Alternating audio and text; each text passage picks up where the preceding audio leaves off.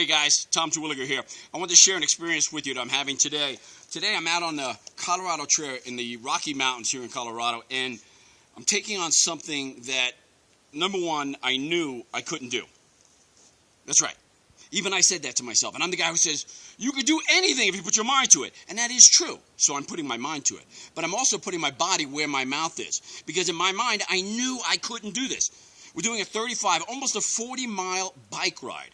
Not just a road bike, but a mountain bike ride. And I'll tell you something, that's the equivalent to about, 100 miles on a road bike, which is pretty darn challenging, especially when most of it, a good 80% of the ride, is all uphill, steep uphill.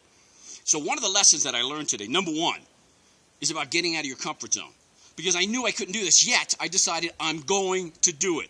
And that's something that we face in our lives, isn't it? You've had this challenge where you kind of knew in your mind you couldn't do something.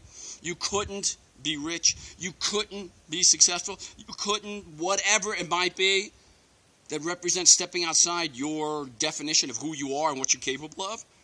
And sometimes we do that unconsciously. We find ways to avoid doing what it is that we think we can't do or know we can't do. Well, I knew this was going to be a challenge. I'd never done this before.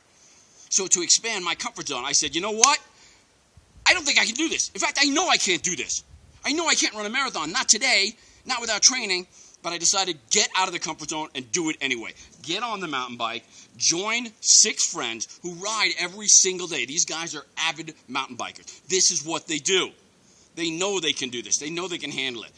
So here I am taking up the rear, way in the back, and frickin' dying out here. Because most of the trails are steep grades, single tracks, filled with rocks and obstacles.